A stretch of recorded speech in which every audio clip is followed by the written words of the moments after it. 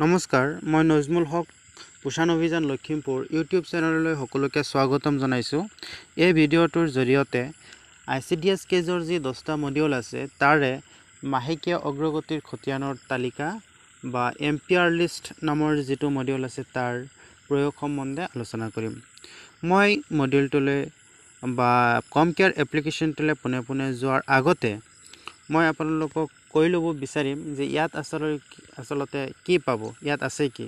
ইয়াত আছে মূলতঃ তিনিটা বস্তু। এটা হৈছে গৰ্ভধাৰণ আৰু প্ৰসৱৰ সময়ত হোৱা মহিলাৰ মৃত্যুৰ তালিকা, 2 নম্বৰত আছে শিশুৰ মৃত্যুৰ তালিকা আৰু 3 নম্বৰত আছে শিশুৰ জন্মৰ তালিকা। এতিয়া আমি কম কেয়াৰ এপ্লিকেশ্যনটোত সোমাই যাম। ইয়াত ক্লিক কৰিলোঁ। ক্লিক কৰিলে এই স্ক্ৰীনটো দেখা পাব। ইয়াত ICDS কেজ ডেমো অভিযান চলক স্ক্ৰীনটোত আমি ক্লিক কৰিম। ক্লিক কৰিলে এই যিখিনি 10টা মডিউল আছে ইয়াৰ মডিউলৰ তালিকাটো আপোনালোকে পাই যাব। গোটেইখিনি মডিউল ইয়াত আছে। ওপৰলৈ আপোনালোকে এনেকৈ টানি দিলে ইয়াত মাহেকীয়া অগ্ৰগতি খতিয়ানৰ তালিকা মডিউলটো পাব। ইয়াত মই ক্লিক কৰিলোঁ। ক্লিক কৰিলে মই অথনি কৈ যোৱা মূল 3টা বস্তু ইয়াত দেখা পাব।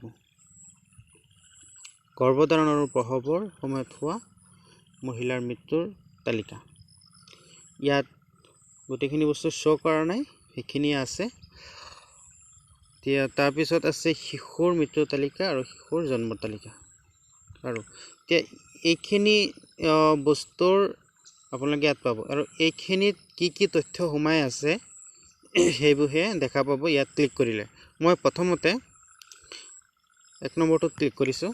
ক্লিক কৰিলে ইয়াত কি ধৰণৰ তথ্য সোমাই আছে ইয়াত আপোনালোকে দেখা পাব। ৰিপৰ্টৰ নামটো আপোনালোকে গম পালেই, গৰ্ভধাৰণ আৰু প্ৰসৱৰ সময়ত হোৱা মৃত্যু সবিশেষ আৰু প্ৰতিবেদনৰ বিৱৰণটো কেনেকুৱা ধৰণৰ। যোৱা 30 দিনৰ ভিতৰত গৰ্ভধাৰণৰ সময়ত বা প্ৰসৱৰ পাছৰ 42 দিনৰ ভিতৰত মৃত্যু হোৱা মহিলা। ইয়াত এই বস্তুটো আপোনালোকে বাওঁফালে টানি দিলে তথ্যখিনি দেখা পাব। নাম, বয়স, প্ৰকাৰ, বাসিন্দা আৰু মৃত্যুৰ তাৰিখ। এতিয়া এই বস্তুখিনি আপোনালোকে চাব। এই মডিউলটোত একো বস্তু আপুনি মেনুৱেলি এণ্ট্ৰি কৰিব নালাগে। গোটেইখিনি বস্তু আপোনালোকৰ যিটো নেকি পৰিয়াল ব্যৱস্থাপনা সেৱা মডিউল আছে তাৰ পৰা টানি লৈ আনিব। তাত আপোনালোকে যি ধৰণে আপডেট দিব, তাত যি ধৰণে আপোনালোকে ডাটাখিনি এণ্ট্ৰি কৰিব, তাৰ পৰা এই মডিউলটোত বিচৰা তথ্যসমূহ তাৰ পৰা টানি লৈ আনিব। এইখিনি হওক, আমি এতিয়া পিছৰটোলৈ যাম। আমি বেক কৰিম। বেক কৰিলে এইটো আকৌ দেখা পাম। এতিয়া শিশুৰ মৃত্যুৰ তালিকা ইয়াত ক্লিক কৰিলোঁ। ক্লিক কৰিলে এইটো শিশুৰ মৃত্যুৰ তালিকা ওলাইছে আৰু প্ৰতিবেদনৰ বিৱৰণটো কেনেকুৱা ধৰণৰ হ'ব। যোৱা 30 দিনৰ ভিতৰত 5 বছৰৰ তলৰ মৃত্যু হোৱা শিশুৰ সংখ্যা। ইয়াত আপোনালোকে তথ্যখিনি তেনেকুৱা পাব। ইয়াত এইটো আকৌ যদি আমি বাওঁফালে টানি দিওঁ এনেকৈ ইয়াত পাব। নাম, বয়স, লিংগ, পৰিপুষ্টিৰ স্থিতি, বাসিন্দা আৰু মৃত্যুৰ তাৰিখ। এতিয়া আকৌ সোঁফালে টানিম, এনেকৈ পাম। এতিয়া আমি আকৌ বেক কৰিম।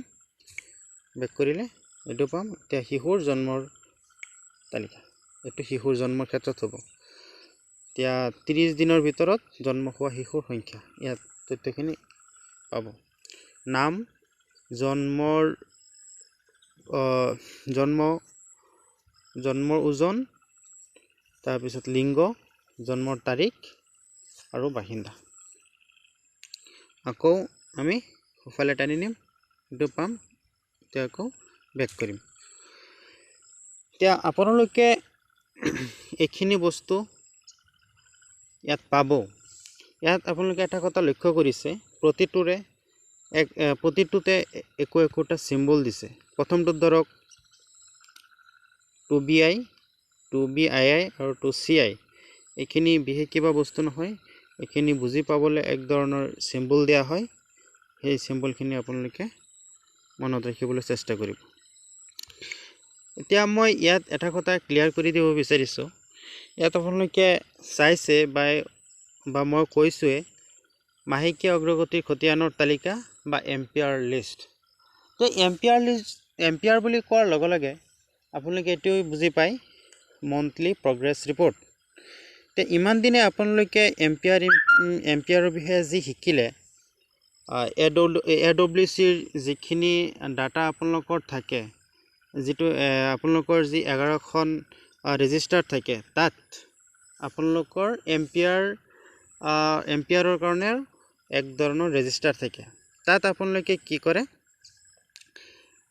নিৰ্দিষ্ট এটা মাহত কিমান পইচা খৰচ কৰিলে, কুক মিলৰ বাবেই হওক বা THRৰ বাবেই হওক, কিমান পপুলেশ্যন, কিমান শিশু আপোনাৰ AWCত উপস্থিত আছিল, এই গোটেইখিনি তথ্য আপোনালোকে এম্পিয়াৰত লিপিবদ্ধ কৰে আৰু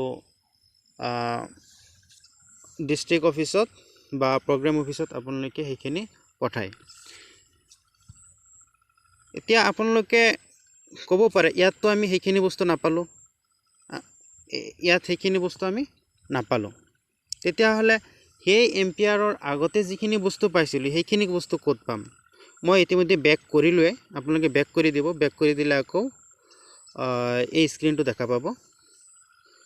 এতিয়া মই যিটো কথা কৈ আছিলোঁ যে সেই আগৰ এম্পিয়াৰৰ বস্তুখিনি ক'ত পাব? একো চিন্তাৰ কথা নাই, আপোনালোকে সেইখিনি বস্তু পাব ইয়াত অংগনবাড়ী কেন্দ্ৰ পৰিচালনা সমিতি, এই মডেলটো ক্লিক কৰিব। ক্লিক কৰিলে ইয়াত চাব মাহেকীয়া অগ্ৰগতিৰ খতিয়ান আৰু বছৰেকীয়া অগ্ৰগতিৰ খতিয়ান। এইটো বছৰৰ শেষত দিয়া হয়, আপোনালোকে নিশ্চয় জানে। এতিয়া গতিকে আপোনালোকে কনফিউজ নহ'ব এম্পিয়াৰ মানে আচলতে কি। মই ইয়াৰ পৰা বেক কৰিলোঁ। যিকি নহওক আপোনালোকে নিশ্চয় বুজি পাইছে। যদিও কিবা বুজিবলৈ বাকী আছে, কিবা অসুবিধা আছে, আপোনালোকে কমেণ্ট বক্সত কমেণ্ট কৰিব। আমি নিশ্চয় ইয়াৰ সমাধান আগবঢ়োৱা হ'ব। ধন্যবাদ।